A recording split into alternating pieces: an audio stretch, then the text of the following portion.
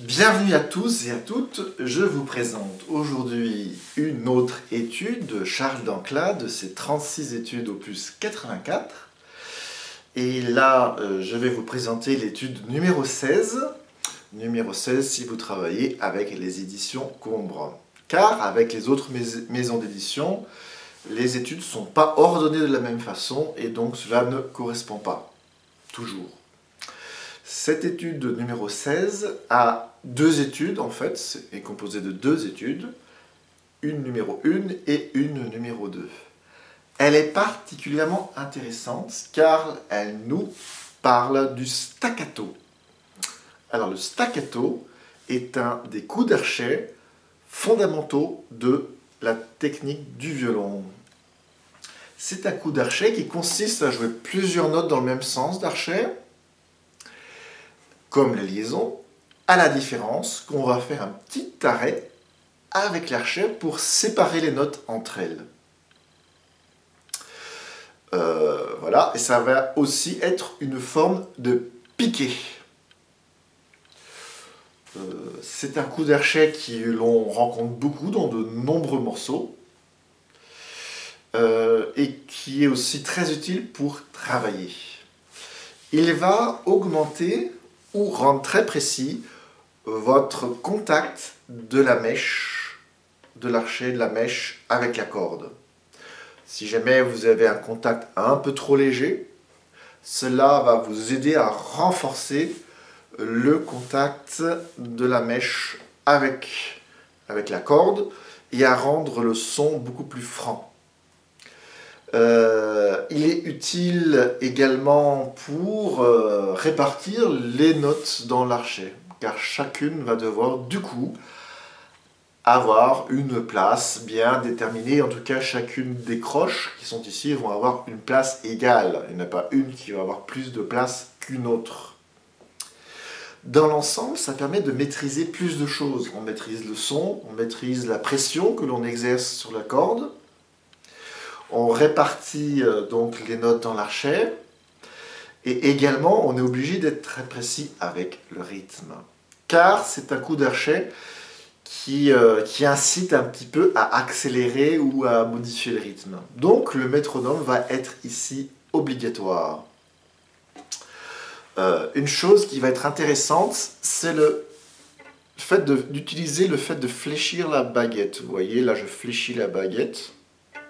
Au début vous avez sol, sol, sol, sol. Je m'éloigne un peu pour faire, vous voyez, je me rapproche plutôt, je me penche un peu.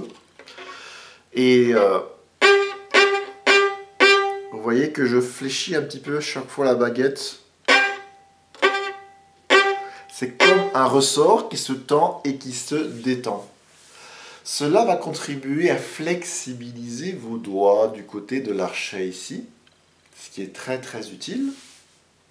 Également, donc vous voyez, c'est vraiment un coup d'archet qui est utile pour énormément de choses.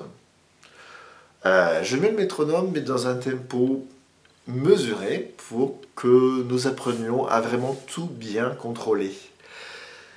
Évidemment, on sera tenté d'accélérer sur les staccato piqués et il ne faut pas, il faut bien maîtriser le staccato. Donc c'est une des clés de la maîtrise du jeu du violon. Maîtriser le rythme et maîtriser la vitesse des notes, c'est là où on les place.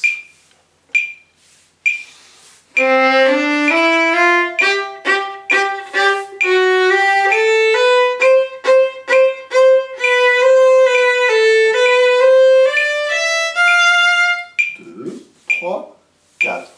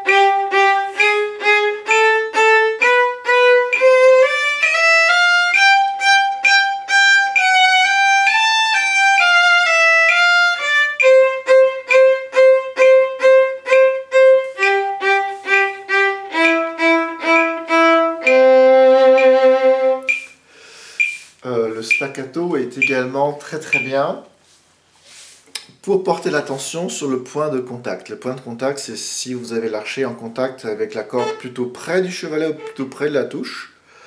Et là, c'est pas mal, quand vous travaillez, c'est de regarder aussi ce qui se passe du côté du chevalet pour essayer de rester plutôt près du chevalet. Et de rester donc sur le même point de contact, de ne pas se déplacer comme ceci. Alors ça, c'était la numéro 1. Et la numéro 2 est vraiment très difficile.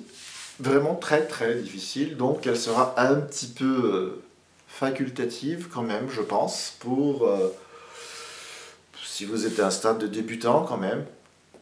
Car c'est toujours le même staccato, mais beaucoup plus rapide. Donc il faut évidemment que le poignet, les doigts aient travaillé longtemps et longtemps pour déjà être assoupli. Mais si vous essayez, vous en tirez des bénéfices également. Vous avez des choses qui vous sont bien indiquées. Vous avez le noir, puis vous avez un petit signe de respiration. En fait, s'il y a une chose qui va être un peu déterminante pour réussir à faire ces 4 doubles en staccato, c'est-à-dire très rapidement, c'est de bien mordre la toute première double.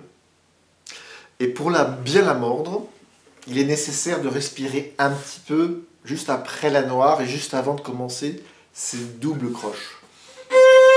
Vous voyez, Do, et là je fléchis la baguette et je détends au fur et à mesure qu'il y a les 4 doubles. Là je joue le Do, je tends le ressort et il va se détendre au moment où je vais pousser.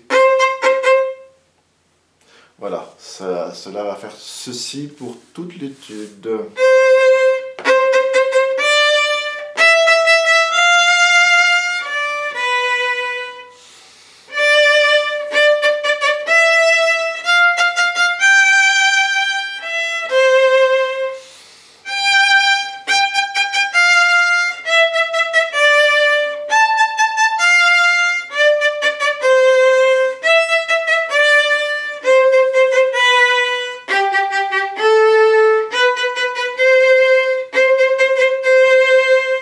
Bien.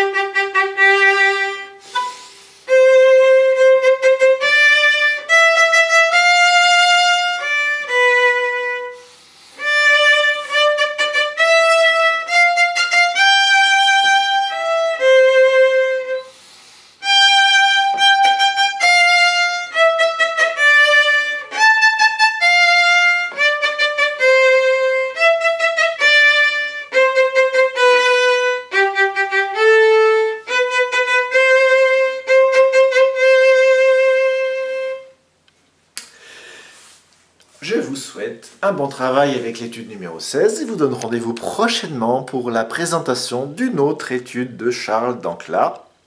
À bientôt.